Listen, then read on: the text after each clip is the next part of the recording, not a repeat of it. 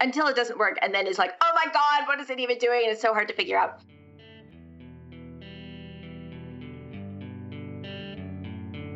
Hey, everybody, and welcome to episode 279 of the Ruby Rogues podcast. This week on our panel, we have Saran Yitbark. Hey, everybody. Jessica Kerr. Good morning. Coraline Ada Emke. I am new and improved. David Brady. Alexa, order me a new pair of headphones. It's subtle. You got to think about it. I'm Charles Max Wood from DevChat.tv, and this week we have a special guest, and that is Jerome Hardaway. Hey everybody, I don't have anything quirky to say. Sorry. That works. I'm always stunned by what David says. So. Do you want to give us a brief introduction? Yeah, roger that. Yes, sir. Like you said, Jerome Hardaway is my name.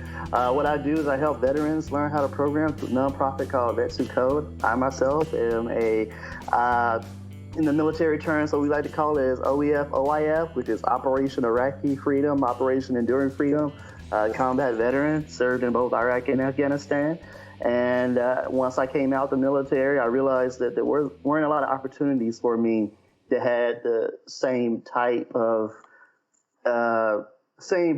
community as well as benefits as the military. So I started learning how to program. And once I learned how to program, I saw this as a really low-cost, tangible way of helping other veterans transition successfully into the civilian workforce. So I started helping other veterans learn how to code and training them in software programming, specifically Ruby on Rails. Very cool. Which branch of the military did you serve in? I'm curious. I served United States Air Force. They have a special program.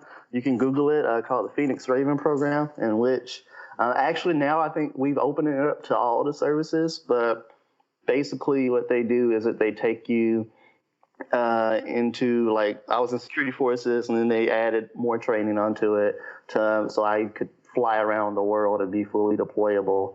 I think I spent, of my entire time, maybe 1-2 years stateside. I think most of that was like training. So. Very cool. Do you want to give us a brief introduction to Vets Who Code? Roger that. Vets Who Code is a veteran founded and operated 501c3 that focuses on teaching veterans how to program and software development with a focus on what we like to call our VWC, our Vets Who Code stack, which is Angular, Bootstrap, Rails with Postgres database, and also with deployment in Heroku and Amazon Web Services or Elasticsearch, EC2, whatever you're more comfortable with. We do this over the course of 19 weeks. And then after that, what happens is that we help our veterans get jobs, whatever sector or whatever state they're in. So far, we've done 80 vets, and we've done this in 14 states. We actually have a cohort going on now. Actually, this is month 2. So we've started in Rails literally yesterday. That's a little bit about us, a little more about us, what we do. That is fantastic. Yeah, that's really exciting. I'm a little curious. How do you find instructors, and how do you find veterans who need help learning to code? Actually, what has happened with the instructor side, we have 2 instructors, but I've also stepped in to make sure everybody gets more than enough time when it comes to learning, because we try to keep the classroom small and as concentrated as possible so everyone gets their time. But when it comes to veterans, that's literally the easiest part for us, because we're 50% of the team is veterans, and we're in that space, and we're both technology and in the veteran space. So when people ask us questions, we're able to talk about it. Our current cohort, we had 113 applicants that applied for it, and it was like insane, because we usually do no more than 10 people.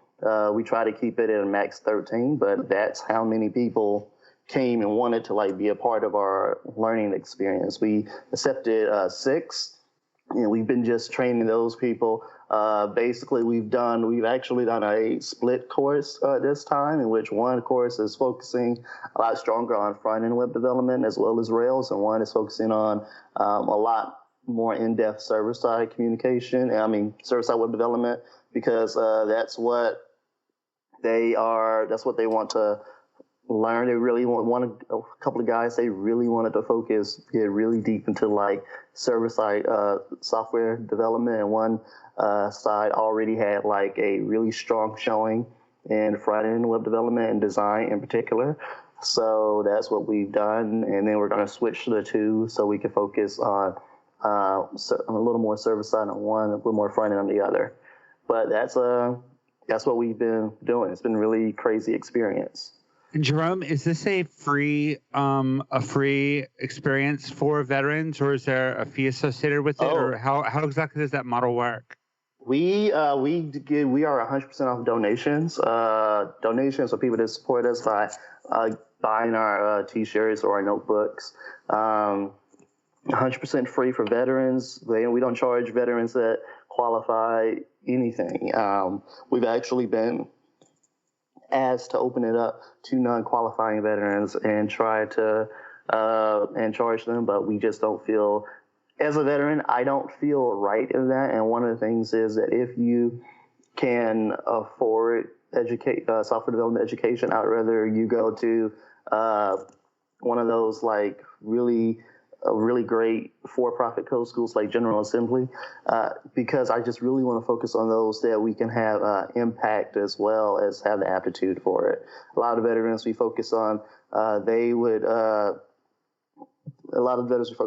what happens is they are like within the 1 year out to 2 to 5 years. They're within 1 year about to get out to 2 to 5 years already out in the civilian sector, and they're in what is called by the Department of Veteran Affairs that vulnerable population, which if things don't start happening really fast and start clicking really early for them in regards to their transition, they can end up being either homeless or even worse, dealing with suicide, alcoholism, drug addiction, things of that nature, because of the methods they've exited the military.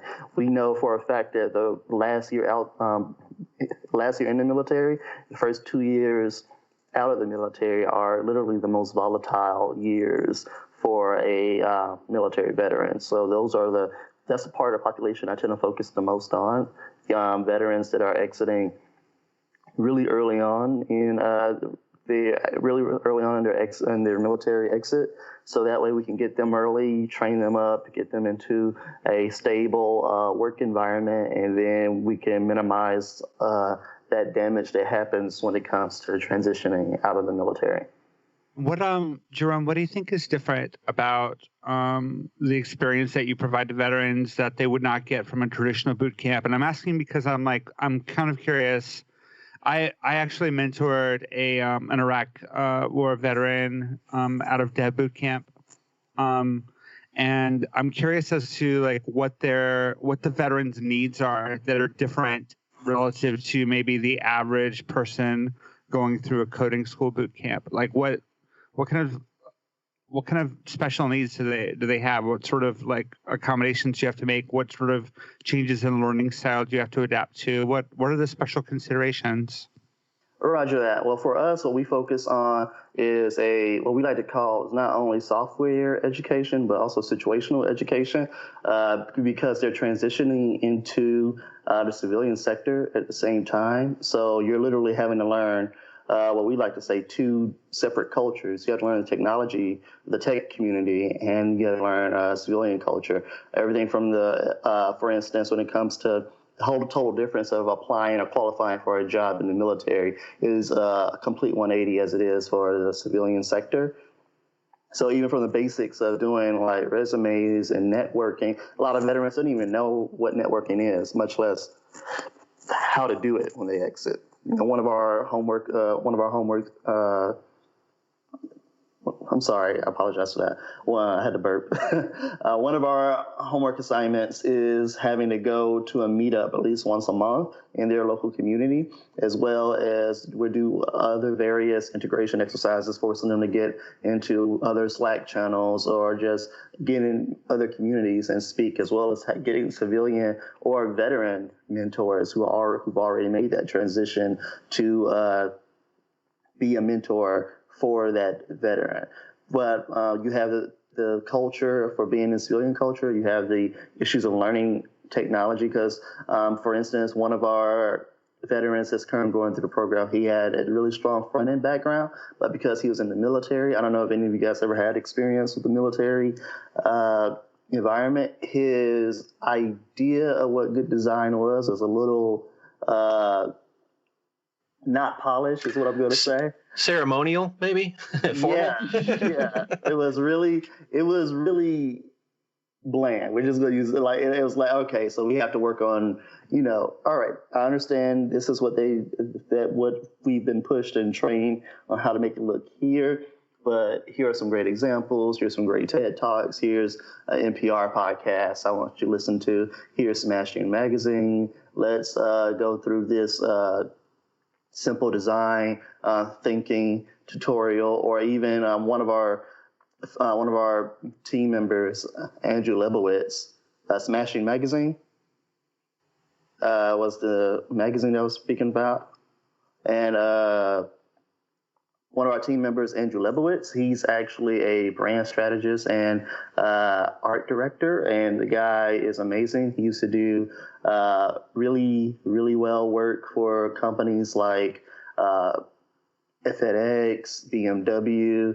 He's amazing when it comes to design. He actually helped us when it came to revamping our site, and it's to the point now anything that goes into a person's like hand or anything they have to see doesn't even get released if he doesn't give the okay for it. So these are all things that like unique problems that we come across. Not only that, just dealing with, for instance, one of the things that we come across regularly is how to learn how to program with PTSD, as that is a totally different segment of how to learn. Basically, learning with an anxiety disorder is one thing that we tend to work on. I have experience as a what was that term that we used to use? Basically, a peer support specialist. There you go. So I took that experience as peer support specialist and working with psychologists and helping other veterans with post-traumatic stress to segue and turn into how to help people with PTSD learn how to program. So that's one of the other methodologies that we look at when it comes to veterans. Not just learn how to code, but the social aspects as well. And that's what I find so interesting, because it's not just about technical education. When I was at Microsoft doing Tech Jobs Academy, working with lower income, unemployed, underemployed New Yorkers, that's what I learned too, is that the technical knowledge is part of it, but a much bigger part of it is just the support system, the emotional support, the financial support, just a lot of things that were not about learning to code. When it comes to vets who code in your program, how much time would you say you spend actually focusing on code itself, and how much of it is the other stuff that's needed to be a successful student? I think it's an 80-20 ratio, 80% on code, 20% on just the social aspect. It's pretty good. We focus on like that, just try to have that 80-20 rule in place for everything. And, one of the things that we do is one of the things we've started doing with you guys, any of you guys are invited if you want to be a part of this, is we're starting to do Slack side chats where we invite people who have been in the industry and just have the veterans talk and ask questions. Last month we had Zed Shaw come in, and a lot of people don't know that Zed is an Army veteran, which is like pretty cool, and it helped the veterans like get a lot more comfortable because Zed's been there, done that on both ends. He went from being in the Army to writing Mongrel. Things like that we are doing to try to focus on, we understand that you want to learn a skill, but there's also a social aspect to this, and you can't be in your little like bubble. And we're always doing HAWK checks, or what we like to call health and wellness checks. So I randomly just pick up the phone or hit them up in Slack and call up for a meeting just to see how they're doing when it comes to like their mental space. Like, how are you doing? How is the work? Is the workflow is the workload too intense? Are you needing help with something that you may not be wanting to share in front of the other troops? things of that nature. You're always trying, and I think I get that from the military, is like you're always looking to do the buddy check to see who needs a little more help or who may feel like they're being neglected or something like that, and try to give them that extra attention. Because in the military, I think the best saying that we had was that our number one resource is people, because without the people, the planes don't fly and the boats don't float. So that's really fascinating. I would love to see like a blog post on this Hawk check applied to development work. I think you guys, because we use Hawk and AAR, like after action review. Like these are the terms that we use in our Slack. But I think you guys call it stand-ups when it comes to civilians, or when in web development, it's usually called stand-up, where you stand in a circle and you're doing like HAWC Hawk, health and wellness check. Yes, sir. Oh, gotcha. But that's what you guys call it, stand-ups, where you're asking for problems and if they need help. But because we're military, we do sit reps, Hawk checks, and AAR. AAR is after action review, which is immediately after class. We see what could have done, what went really well.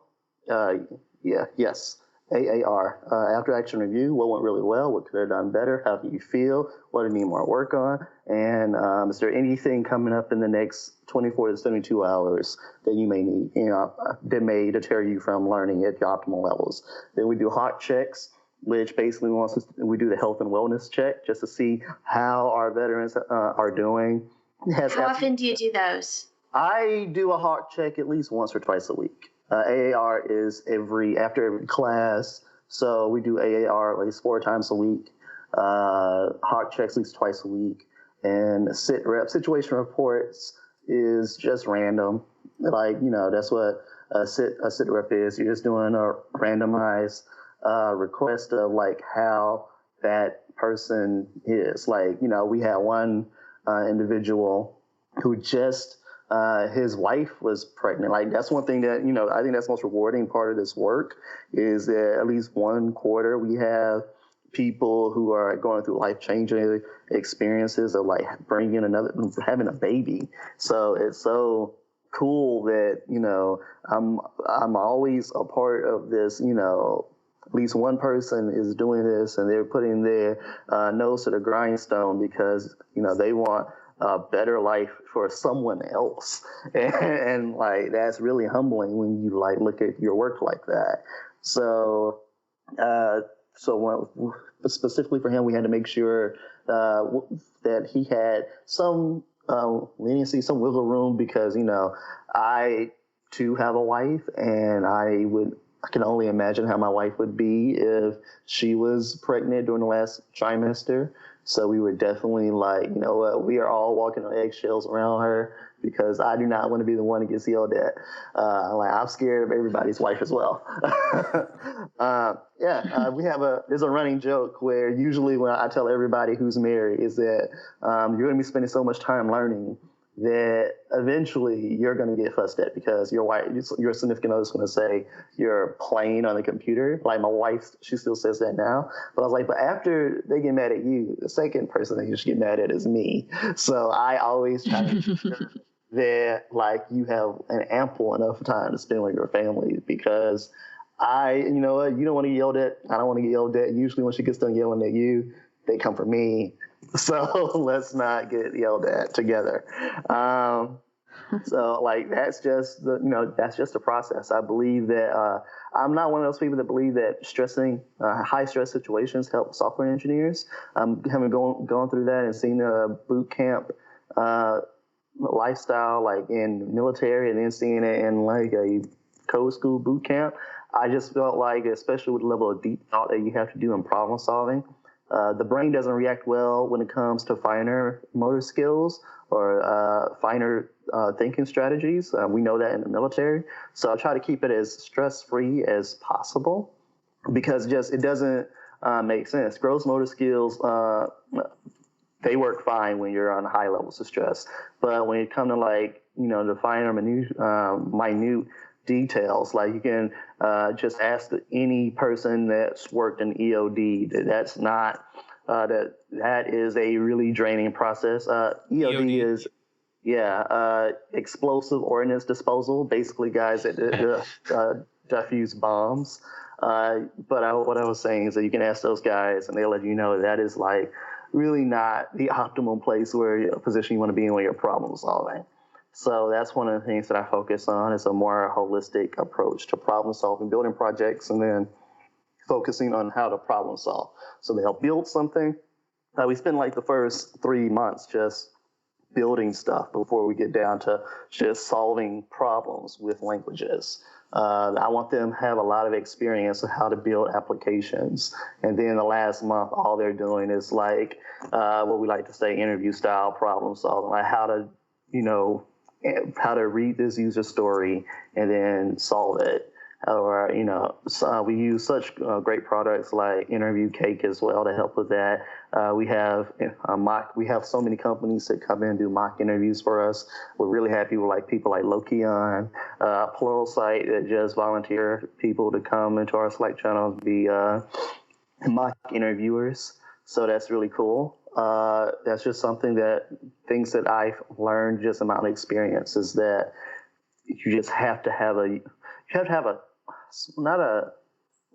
I guess it is what it's called is a smarter, not harder approach. I don't believe in just killing yourself for it. I believe that you have to look at it from a more tactical approach and, handle the problem that way.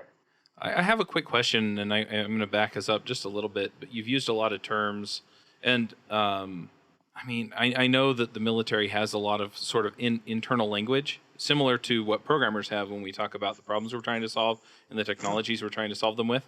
How important is that common language that you have as veterans to the process of teaching people how to code? Oh, it's literally, I think it's our main advantage is that everybody speaks the same lingo. Everybody has the same training to fall back on. So I can literally, only time we've seen a deer in headlights moment is when we have coasties in the Slack channel during the class. That's it. But Navy guys, Marines, Air Force, and Army, when it comes to some of the bigger or some of the more serious missions, because we all cross-train or cross-deploy with each other, we all have similar lingo, but it's only when we have Coast Guard guys in there, because they never really, I think the furthest they go is Alaska, and they're looking at us bro, what the heck did you just say? And I'm like, all right, can someone else break it down for them? We'll break for 5 minutes and let one of you guys tell them. So, but it's that comfort level that, because I don't think you guys ever seen the meme of how veterans feel in when they go to school or when they go to college after they leave service, but they have Adam Sandler from Billy Madison, and I think he's in the first grade class with all the little kids, and he's in a classroom, and that's how most veterans feel. I even tell people my own personal story of how when I first got out of the military, my first time trying to go back to school, how even though I was 24, everybody else that was around me, I was like, yo, these people are kids. I don't even know. But I was like, everybody looks like they're either trying to be Nicki Minaj or Wiz Khalifa, and I'm over here not a good thing. Yeah, I'm over here in jeans and a t-shirt and U.S. Air Force hat. I'm I stand out like a sore thumb. They're looking at me even my wife, she's you've never really acted your age. So, the military does that for you. You're forced to grow up really, really fast, especially during the era of the time that I was serving, where it was really, really a lot of high turnover and high deployments. So that's when I get that all the time. And the biggest relief they have is that they just feel like they're in a room with people who, get them. So they can just relax and not worry about them saying something like AAR or sit rep, and people are looking what did this person say, or somebody's trying to figure out or having a question. One question that we one person said, it's really good to be finally in an educational environment where somebody who's not a veteran, they ask you, have you ever shot somebody? Like, it was like, oh, wow. he's like, every educational environment you're in, someone always asks you, were you ever in action or something like that? Like, I'm here just like you, trying to learn. And this is the first environment we've been in where I've been in where no one's asked me that question. I was like, well, that's not really what's important here, is to see what type of action you did overseas. We're trying to get you ready for the next stage of your life.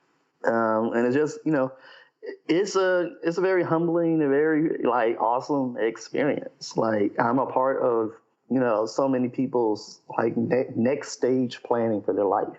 Like I said, excuse me, we had guys from all over. Even as far as Germany, we actually had one accident in which a guy from the Canadian Army applied for our course. And we were like, you don't qualify because you're not American. So that was that was funny. I gave him some free stuff though, so you shouldn't be too mad. I didn't know that he was like, wow, they're hearing about us in Canada. That's pretty cool. But yeah, that's it really helps being a part of this one team, one fight military community and military family. Like, these guys, they love it because, they actually feel like, they're not competing with each other for jobs. They feel, we're all here to make each other better. And I know Sarah, and she can definitely piggyback on this, but there are some code schools that sometimes just gets catty when people just feel like they're in competition with each other to get jobs, and we try to keep that down as much as possible. Yeah, and you mentioned earlier that I think you helped a lot of the students actually get jobs when they leave the Vets Who Code program, and I'm wondering, do you see issues with that transition as well, similar to them coming back to civilian life when they get actual developer jobs and they're on dev teams? Have you seen issues with them being able to engage in that culture effectively? Some yes, some no. Well, sometimes it depends on. We try to find things at first, or I hate this term, but for some in the tech community, it matters a lot more than other communities. Culture fit. Some places are just better for some veterans, and other places, some jobs are better for some veterans than other veterans. One of the things that we have learned is that organizations that have at least what I like, really clunky workflows, like if you have like a bunch of third-party tools that you're using, because we do everything through the command line, through the terminal. So our guys, they're using only Git when it comes to their workflows, and like even their user stories and stuff like that, they're doing everything through Git. They're using Markdown and Git. So when you go to workplace, it's using SourceTree and Confluence and basically the whole Atlassian family of apps. They're like, all right, what is this? And so they get frustrated because they're like, you didn't train us on that. I was like, honestly, I didn't know that many people were running towards these type of third-party source apps. And that's one thing that we've had to look at and start focusing on some. I'm not a fan of SourceTree and Confluence, but I'm not aware of any competition for GitHub personally as an employee of GitHub. I did not know. Yeah, I see. Well, GitHub is like what we just use. It's so easy. So for us, that's what we just use all the time. That's all because of me. It's all because of me. Yeah. Going into any development job expecting to use the tools you already know, that's not a thing. Yeah, that's one thing we let them know, that there's going to always be a learning curve. Like, and just confidence. That's another thing that we come to. Like, it's usually after their first couple of mock interviews, they realize, holy crap, I actually know this stuff. Yeah. But what happens is because we keep the course, the team small so that they can learn everything. But when they're only in that small of an environment, there's no, I guess, healthy ways to gauge themselves, because they're gauging themselves in people they don't feel like they're competing with.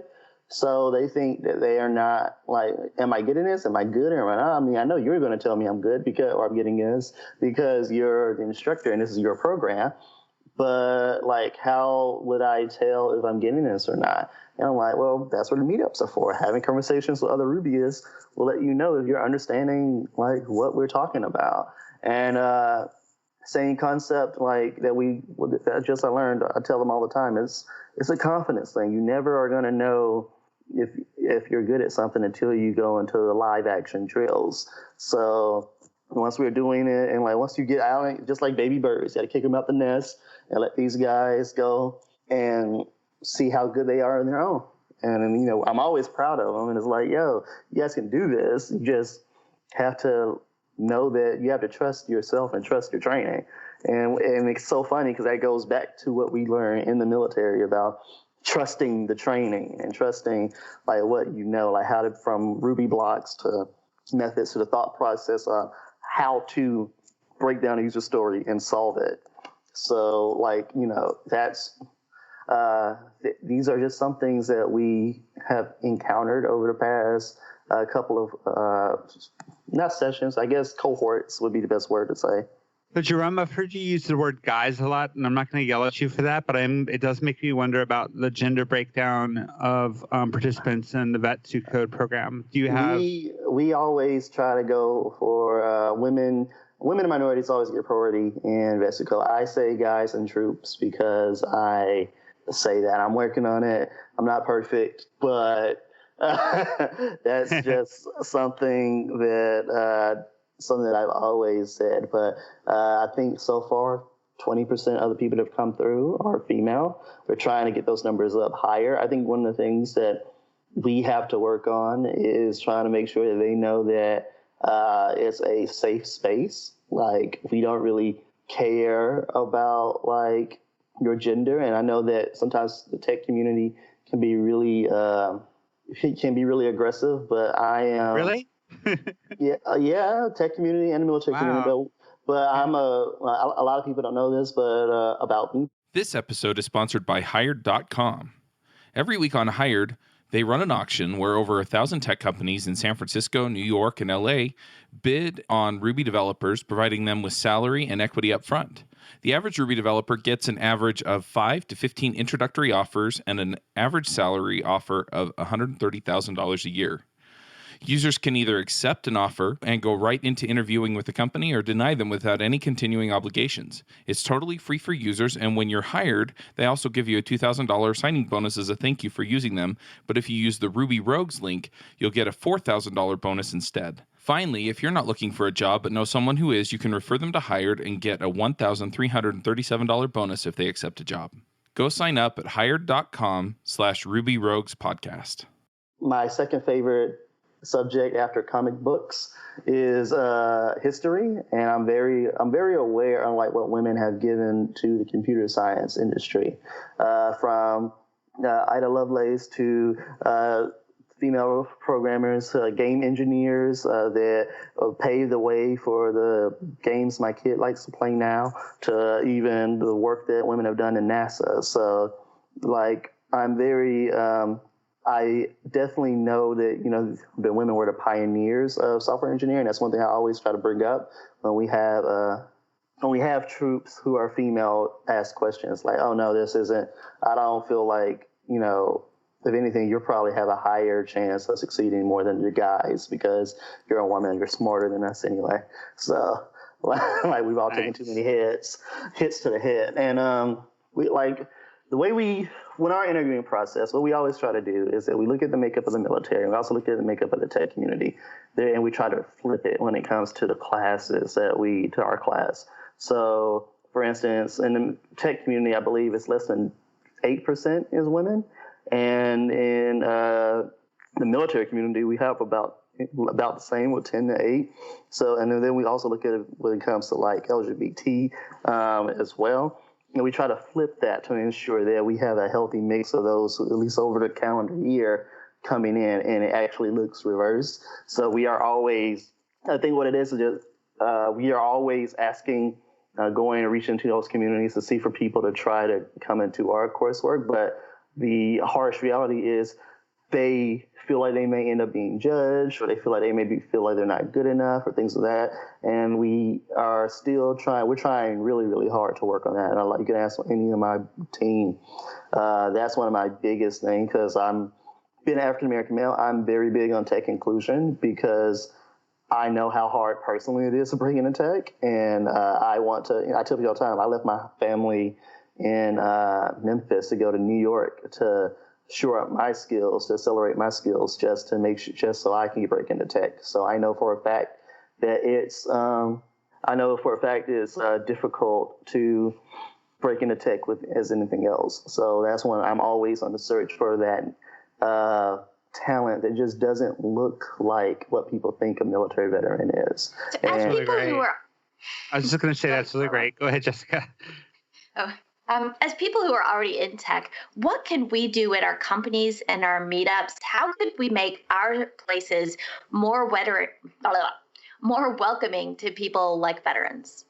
Your first thing would be to go into these communities. A lot of things, what I'm seeing is that from my experience, tech community isn't reaching out as well as it could to communities, and not just veterans, but completely when it comes across the board with women, LGBT, and veterans. You're not reaching out and seeing, you're not reaching out and being able to see that, these people are different, but we can, the next Bill Gates, the next Steve Jobs can be in these groups. So, and it's probably be a woman or maybe transgender, and just having that fearless thought process. I think that's one of the things that puts us apart from other guys, that I'm fearless. I go into communities all the time, and people are like, why are you at this meetup if you're not queer? You don't identify as queer. And I'm like, I didn't know that I had to be queer to be at a queer meetup. So I like to just go out there and meet people and see, because that's where I found one veteran there, and she didn't even know about programs like us. And that's because, if we had never walked into that type of community, she would have never known. So that's what we focus on. We actually going to places like Code Newbies podcast and talking to people who may not even know that there's an option out there for them like us. These are things that we do all the time, and we always ask that instead of you doing a meetup about ES6, go to donate to your local CrossFit or local young vets organizations are going to do a MRF, or even worse, even better, find the only I know every tech company has this one dude that's hyper fit for no reason. You have all the muscles you won, stop going to the gym. So have that dude go out there with the veterans and complete the MRF with them, and then take pictures of him vomiting and post it on the next Christmas card. Things like that. That's part of the military community that, people don't even know that about Lieutenant Murphy, and, that there's a CrossFit exercise named after him, and how his valor when he was overseas, and how he ended up losing his life in war. And so what we do every year is, his favorite set of exercises called the Murph, and it's brutal. That's why I say pick the healthiest guys, the guys that won't have your insurance deductibles go all the way up, and have them go out there and vomit on everybody while they're doing it.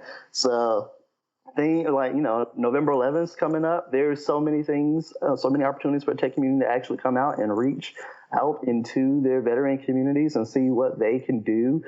Anywhere from going to the local student veteran center, and some colleges are starting to do that, to hosting a veteran hackathon on November 11th. Especially one of the things that we want to do, we're still working on the kinks of that. We want to do Code in the Dark in New York and Nashville, and that's what we're focusing on, because it's a nice front end web development. Front end web development is not as intimidating for some people for most people than Ruby or Python. So doing that and just having these guys and girls have fun and just make it like a party.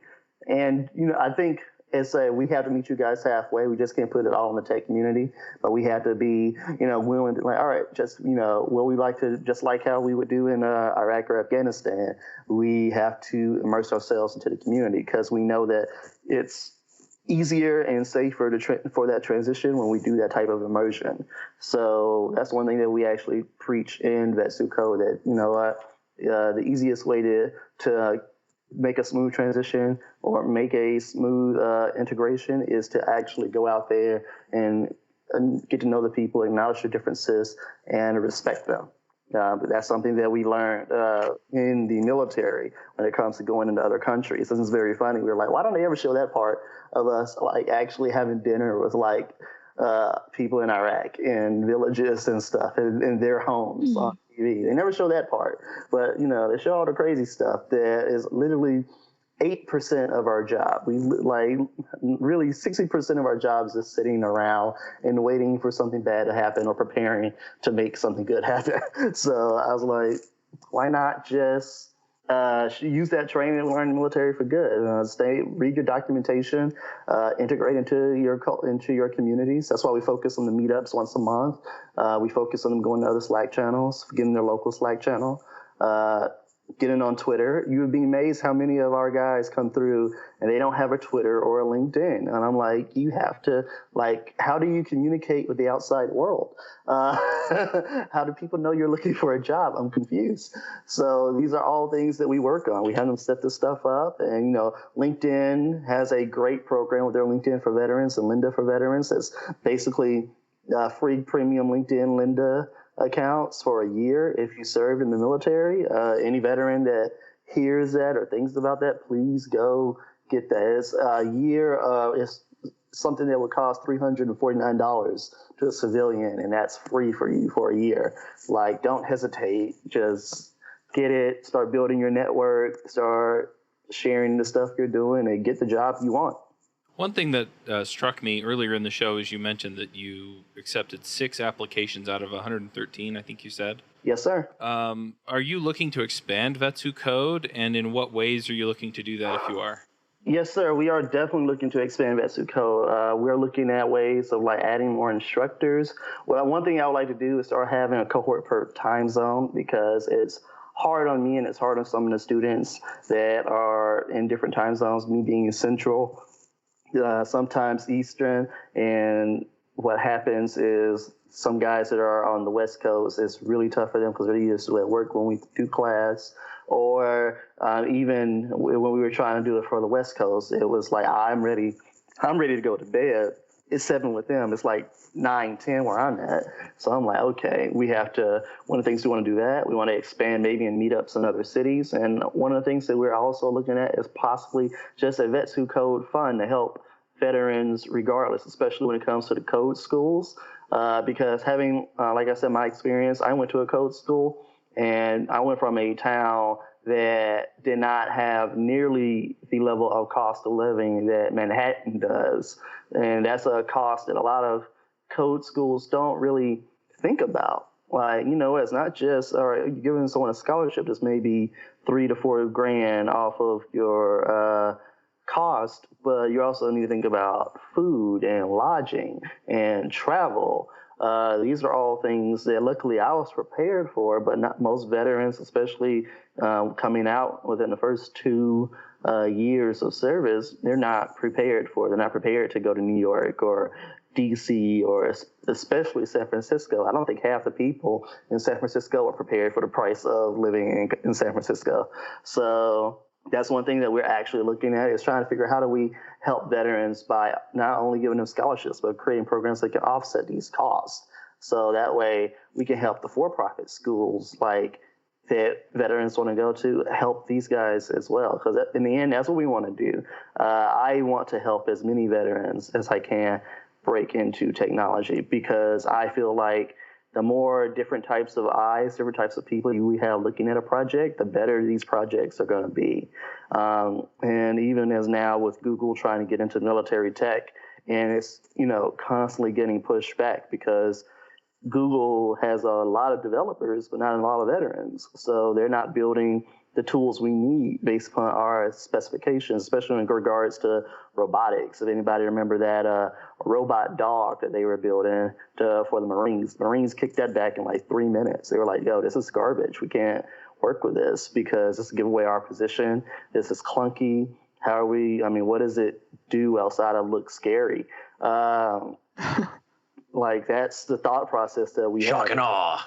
Yeah, people don't think about, people don't think of it, it's more effective to not be heard and to look menacing when you're in some of those hot spots that we go to. So that's something that I'm really interested in. And a lot of the veterans, they actually want to go do a lot of good as well. So we're looking at maybe expanding our coursework into languages that focus on a lot of scripting, because several of our veterans actually want to work with using technology to help capture child predators. And that was a very unique mission that some of them are motivated for, or like poachers and things of that nature. So and that's one of the hardest things about our culture and our community and technology, is that we're getting, when it comes to helping with jobs, we're getting our veterans who they want to learn technology, but they also want to have purpose when they're using technology. So we're, talking to guys at Rubicon, talking to WWP, seeing who has relationships, so that way we can help those veterans that not only want to learn software, but they also want to work with a purpose to make, a lot of these guys and girls, they still want to make their country a great place. The service doesn't stop once the uniform comes on. That's just like I tell people, the only difference between me being in the military and me now is that I get to choose my uniform, and it's so awesome. And a lot of people are coming back like that, and that's what we want to focus on, is helping them, achieve their dreams after service. Are there really common areas that veterans like to go into in the tech sector? Like outside the tech sector, law enforcement is primarily made up of ex-military folks, because they basically, you get to stay in the executive branch by doing that. Is there, like you said, going after child predators? Do you see people going into InfoSec or anything like that? Yes, they want to go into InfoSec, and they want to go into open data. One of the problems with that, what you just said, is that when you go to these veteran meetups, they are tired that the only thing that civilians think they're good for is another first responder position or another government position. Mm-hmm. They're like, give us a chance to go out there to show the world that we can do something good in another field. Please don't bottleneck us into this environment in which we can only work in government, and that's the only way we can make a decent living. If not, we're starting at the bottom and in whatever field. Thank you. I had that misperception. Thank you for pointing that out. So, what are I can't imagine these folks finding a lot of purpose generating coupon codes for people. Do they? Well, wait a minute. I'm going to back up and just call myself out for saying these people. I apologize, Jerome. You deserve better from me. Let me ask you to elaborate a little bit more. What kind of sectors do you see grouping in there? What InfoSec, cybersecurity are two of the places we've seen a lot of interest in. Blockchain is another sector that a lot of veterans that come in, they want to learn everything about blockchain. We actually have a guy, Blake Miles, who we specifically went off course when it comes to training with Ruby on Rails and focused on blockchain and Python and JavaScript and specifics of Node, and just focus on helping him and training him with that. So that way he could, he's our blockchain guy. And you know what, you want to talk about that, talk to him, because I have nothing to do with Bitcoin or blockchain. And there's so much stuff to learn. I just turned 30. I'm still trying to figure out what I'm going to do the next 10 years. So that's one thing. Those are several things that those are several industries that we see that veterans love, but they want to do social entrepreneurship. They want to give back, and they want to give back to their cultures or their communities or other places. There's a lot of veterans that I've been in talks with the women who code in DC for the last recent weeks, because we have veterans that come in and they want to help other women break into tech for coming from unconventional like career paths. We have a young woman who she was infantry, and she was one of the first people that was able to get into infantry, and she's currently on her last year. She cross-trained out of her current job to get into infantry, and she wants to be able to just learn how to program, and she wants to help other women who want to learn how to program come into the service. And I'm like, this is awesome. And I think that's what it is. It's about veterans, learning something and, using it to give back, just make a better space in the country, period. So that's awesome. We're getting to the point where we need to start wrapping up. And one thing that I have seen with doing podcasts like this and talking to people like you, and by people like you, I mean, I worked for 7 months as a missionary very closely with serving military in the Air Force who were stationed at Aviano Air Base in Italy. I love Aviano. Yeah, it's a beautiful place, isn't it? Yes. But I also have a neighbor who's currently deployed to Iraq. I have a couple of cousins that have served in the Air Force. My brother-in-law's in the Air Force serving in Abilene, Texas right now. And so I kind of envision a program like this helping people that I care about. But I'd kind of like to be able to share the idea in a more concrete way with other people. And so I'm wondering, is there a story that you can tell us or an example you can give us of somebody who Vets Who Code has really helped change their life or give them direction in their life? Roger that. But we'll go back to Blake Miles. He had been bouncing around trying to find the perfect tools, learn how to code. And what had happened was we literally just met. We had a random introduction through someone at GA, and we started training him in Python and blockchain. And now he deals with development at a company called I believe it's Stabilitas or something like that. I'm probably murdered that name. I apologize in advance. But they handle a lot of security. They actually handle security infosec for the Olympics in Rio. And a funny story, Andrew Chang, who's in charge of Eastern Foundry, is actually a investor of the company, and we didn't know until about 2 weeks ago. So one of our students had been working with one of our students had been working at a company that one of our partner companies had founder had become like an investor in for like months, and we didn't know until like the Olympics rolled around. Or something that hits a little closer to home is, you guys know today, ITT Tech is closed down for good. And we have a young airman, his name's Tyrone Allen, who we've just finished up training, and we're going through training. We're going through training with him. We just finished up, and now we're going through the job interview process. But just like similar to what like hundreds of thousands of people are about to go through, he was going to a for-profit college, using his post 9/11 GI Bill to learn design and development. Was a really strong designer, needed something to strengthen his skill sets a little bit so he can make an easier transition out of the military.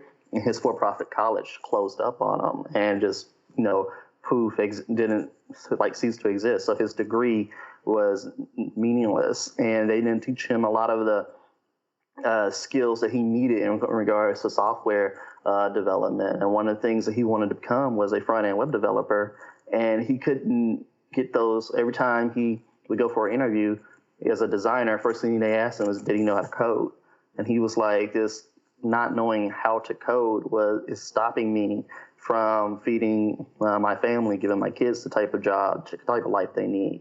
So that's what we did another special mission with him and focused really strong on LAMP stack as well with Rails for him. So that way he could get in transition into start focusing on transitioning into a front-end software developer. And things like that, and we have stories like that come through all the time of people who, they're good people, they've served their country, they've just been in, as you guys know, the for-profit college situation has been a really black eye on education in the past 5 years. And, they just fall into the wrong type of traps, and we do what we can to help them. We make introductions. We train them for interviews. We train them how to code. We do everything. We ask nothing for these people outside of, you do the best for you and your family. And I think that's what, anyone would ask anyone that served their country, right? Yeah, I agree. If people want to support the effort that you're putting out there to help Vets Who Code, especially to grow, to reach more people, to make a difference, both as volunteers and monetarily, what are the best ways to do that?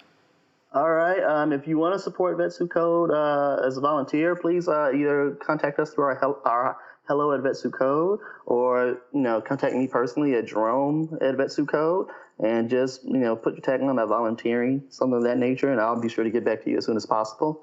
As part to giving, go to our website. We have donate buttons, and if you're a company that likes to have fun, we've partnered with this company called Give Lively, and they have this technology called Swear Jar. So you can literally set up in your Slack channel a swear jar or a gift jar, if you will, and whenever someone sends a stupid gift or something, it sends a donation to us. So those are two. That's cool.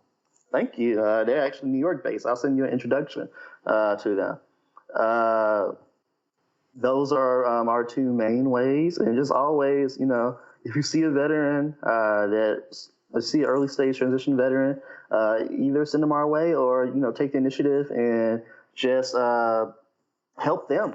And you help them, they don't have to come through us for you to help them. They can, you can be that shining light in darkness, as we like to say in the Slack channel. Very cool. Well, with that, I'm going to go ahead and push us into picks, and then we'll just remind people to go donate at the end of the show. Jessica, do you have some picks for us? I do have a pick today. I want to pick Scala parser combinators because I've been working in those, and they're actually amazing. I was like, oh my gosh, there's like operators with like symbols, like tildes and arrows. And it's astounding how and I do not know parser combinator things, but how quickly I picked it up. So there must be something to them. And I feel really smart when I'm working in them because I feel like I'm encoding my knowledge of the file format that I'm parsing until it doesn't work. And then it's like, oh my God, what is it even doing? And it's so hard to figure out. But yeah, I mean, if you need to parse some like serious files, like code files, Scala parser combinators are cool. The end. Nice. All right, Coraline, what are your picks? Even though I've had 7 weeks to think about it, I only have one pick today, and it's just it's a toy. It's called Boil the Frog. It is an experiment that Spotify came up with. I saw it at RailsConf demonstrated by Paul Amir, who gave the closing keynote. So the idea is you give Boil the Frog 2 artists, and in my example, I'm going to use Beyonce to Bauhaus, and it calculates a path using affinity data for how you could get someone who likes Beyonce to listen to a Bauhaus song. So in the case of Beyonce to Bauhaus, it goes Beyonce to Nicole Scherzinger, Gwen Stefani, No Doubt, Garbage, Scarling, Darling Violetta, Switchblade Symphony, London After Midnight, Sisters of Mercy, Bauhaus. And it actually generates a playlist that you could send to someone saying, yeah, I know you like Beyonce. I bet you're going to love this gospel music that Coraline listens to. So anyway, it's a fun little toy. It's a nice little example of like machine learning algorithms used for fun instead of evil. And I'll put a link to it in the show notes. All right, Saran. I'm gonna plug in Rob Zombie and Mormon Tabernacle Choir and see what happens. Nice. Saran, what are your picks? So I have many picks. So I have already won this game. But one of my picks is apple picking. So I went apple picking with my two cousins who don't know who Destiny's Child is. It's very disappointing. But we went to a farm and we got on a tractor wagon and picked yellow apples and red apples. I don't know apple names. And it was just awesome. It was just really, really cool. You know, I'm mostly in the city all the time. So being able to be in nature and see trees was awesome. So while apple picking is still in season, I highly recommend everyone give it a try. It is really cool. Number 2 is a set of notebooks that I really, really like. They're called Markings Notebook, and it is by a company called C.R. Gibson, and it's basically the best moleskin knockoff you'll ever find. It's like $9, but it's beautiful, and I swear by it. I use it for everything. It comes in all different fun colors, and it's just really, really freaking good. So if you're too cheap for a moleskin like me, try out the Markings Notebook. My third pick is, I don't know if everyone's seen the RubyConf trailer, but they have a trailer and it's really freaking good. I've never known a conference to put on like a promo for their conference, but they based it off of last year's RubyConf, and it just got me really excited about RubyConf. So check it out. It's on their website. It's a 2-minute trailer, just gives you a sense of what it feels like, what the community is like, and it's awesome. And my final pick is our own interview that we did for Code Newbie with Jerome Hardaway, and it was episode 87 for Vetsu Code. So if you want to listen to more stuff that Jerome said and more awesome things, I highly encourage you to check it out. And that's all I got. All right. David, what are your picks? I actually don't have any picks today, but it's been forever since I've done a hot sauce pick.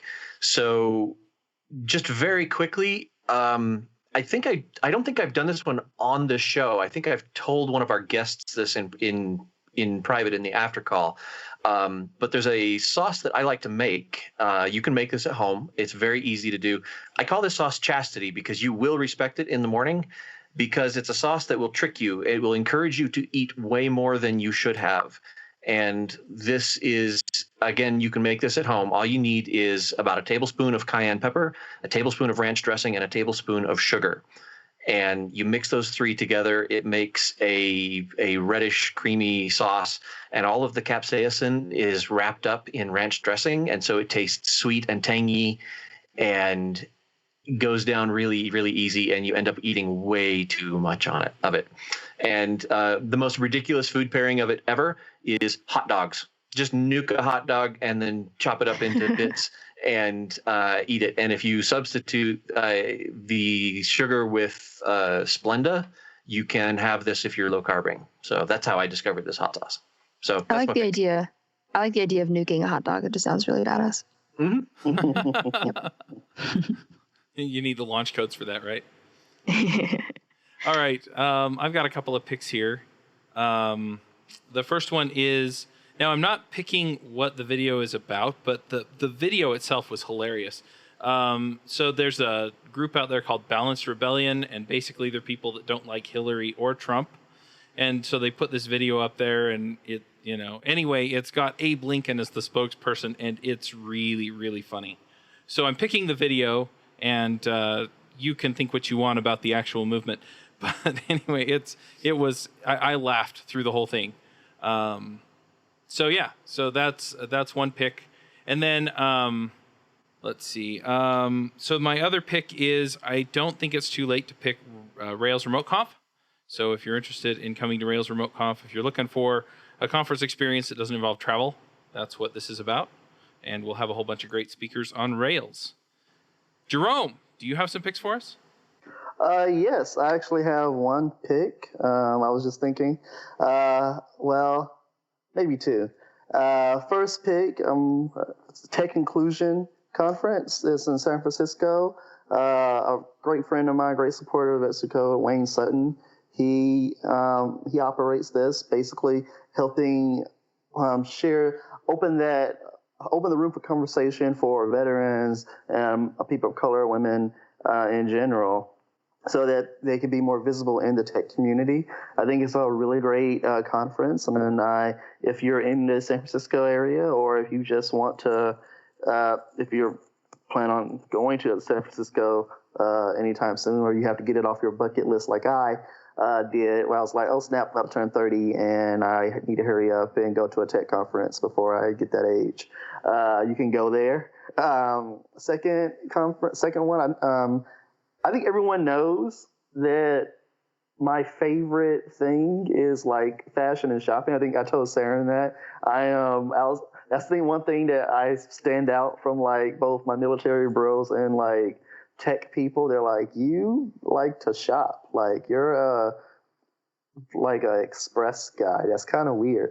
But my favorite, when it comes to affordable, cool stuff, another company that I really enjoy just because I'm lazy at the same time, and they just mail the stuff to me once a month. A company called Sprezza Box. They send me these nice little accessories, nice little ties and lapel flowers and stuff that like my wife's like, oh, that's really cute, and I'm like, yes, I still got it. I definitely, happy wife, happy life. Gotta keep her happy. That and another one, NutriBox. They have a really great biohacking product. Especially, I really love their Sprint. So these guys, like, they're the real deal when it comes to like the whole biohacking phenomenon. I still owe their CEO 22 push-ups because he called me out on Twitter for the 22 push-ups a day.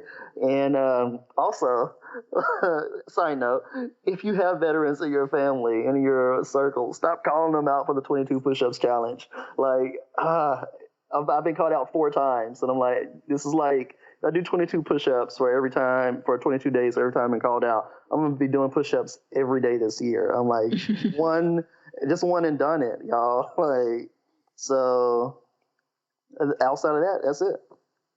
All right. And as promised, as we wrap up the show, first of all, if you want to support Vets Who Code, send an email to hello@vetswhocode.io if you want to volunteer. And then Jerome also gave out his email address. If you want to donate, go to vetswhocode.io and find the donate button. And with that, we'll go ahead and wrap this up. Thank you for coming, Jerome. Thank you for having me. It was a really fun show, and like we listened to this. It's one of our recommended podcasts for our veterans. So Standing Code newbies, and I think that's pretty much it. Those only 2 we really recommend. So, all right. Awesome. Thank you for your service. Thank you. Take care. All right. Yeah, have a great day.